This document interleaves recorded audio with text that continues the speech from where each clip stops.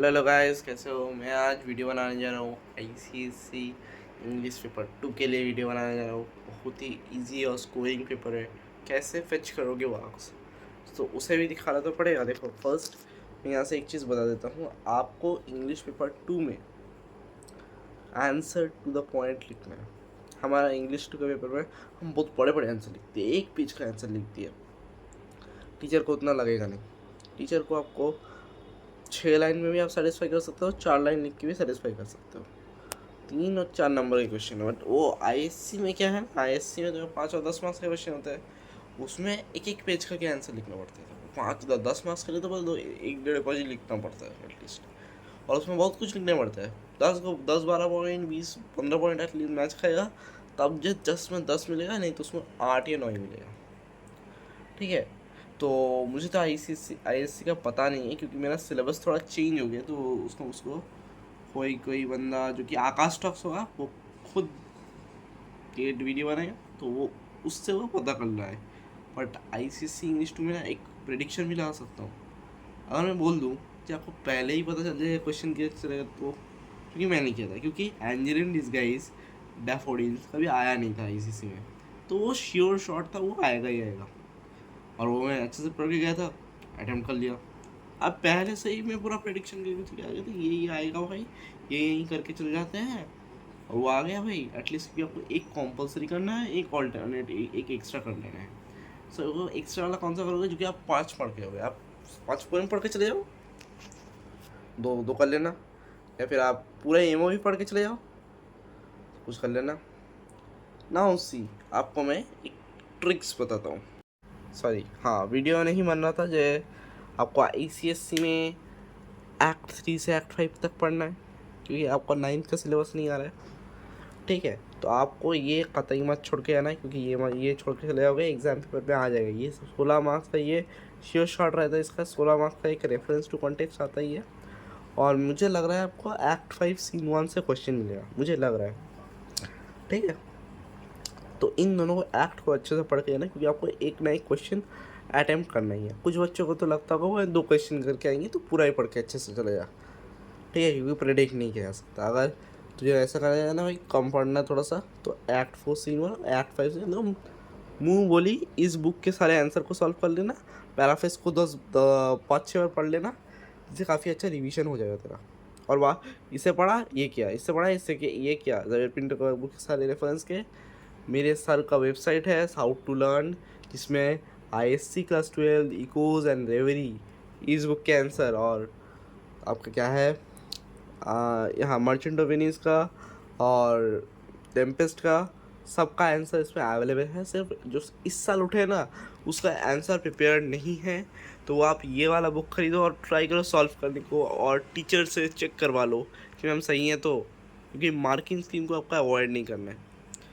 और PYQ as a test दे देना, या फिर सैम्पल पेपर सर जो करवाएंगे वो as a sample paper solve करना।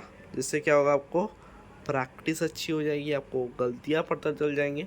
गलतियों को भाई फोकस करो भाई। तुम्हारे प्री बोर्ड का पेपर बाकी है, उसमें भाई गलतियों को फोकस करना। हाफ ईयरली में तो देखा ही होगा क्या क्या गलती है जिससे मार्क्स नहीं मिले होंगे। ठीक है। ट्रेजर ट्रोव में आपका एंजिनियरिंग गाइस, जो कि इस साल आया था, तो उसका जो रिपीटेशन है चांसेस, वो मुझे लगता है रिपीट वो करेगा नहीं, क्योंकि 50% चांसेस है जो वो रिपीट कर भी दे सकता है। जैसे ये वाला काउंसिल ने थोड़ा ट्रिक किया था, इसे 2022 में 2023 में दे दिया था। सो मुझे नहीं लगता ये all summer in a day 2019 में आया, फिर 2022 में आया, 2023 में आया। तो इसका कोई चांसेस, ये वाला चैप्टर आप टॉपिक छोड़ के एकदम बिंदास छोड़ के चले जाना। और ये टॉपिक भी आपको थोड़ा पढ़ लेना है, क्योंकि यहाँ पर थोड़ा इम्पोर्टेंस है। 50% चांसेस है काउंसिल इस साल रिपीट करेगा, पर ये एकदम रिपीट नहीं करेगा। मैं ये चीज़ आपको एंड मोमेंट में पता चल रही होगी। मैं आपको पहले ही प्रेडिक्शन कर दे रहा हूँ, जो आपको एग्ज़ाम पेपर में एक 16 मार्क का reference based on blue bead तो मिलेगा ही मिलेगा, क्योंकि ये 2020 के बाद अभी पूछा नहीं गया है। 2021 में एग्ज़ाम नहीं हुआ था, 2022 में भी नहीं पूछा गया है, 2023 में नहीं पूछा गया है। तो इसका एक 110% आपको मिलेगा ब्लू बीट के ऊपर। ग्रेटेस्ट ओलंपिक प्राइज़ के पास भी आपके पास 75 से 80% चांस है जो वो आएगा। और लिटिल मैच गर्ल के भी हाई प्रोबेबल चांस है, ये आपका पूछा जा सकता है little match girl, question based on little match girl. अब वो आपका स्पेसिमेन का डिट्टो नहीं हो सकता है, स्पेसिमेन वाला तो आपका कोई प्रीवियस ईयर क्वेश्चन को ही छाप के किया गया है, ठीक है।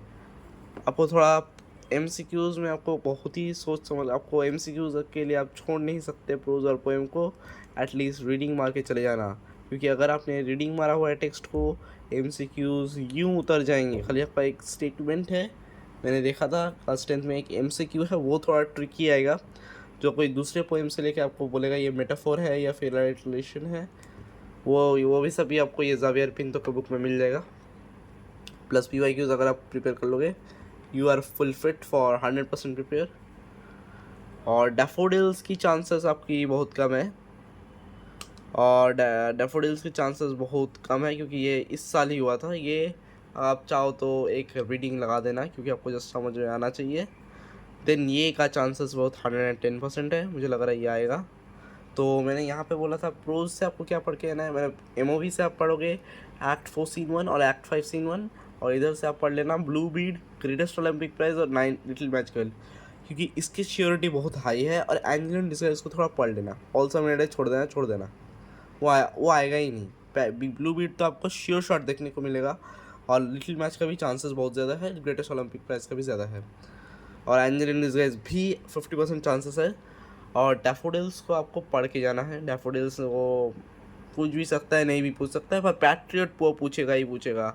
इसका मैं लिख के दे रहा हूँ आपको, जो पेपर सेट करना है उसको खुद पता नहीं है, पर मैं आपको खुद ही बोल दे रहा हूँ, जो पैट्रियट आएगा ही आपका आएगा।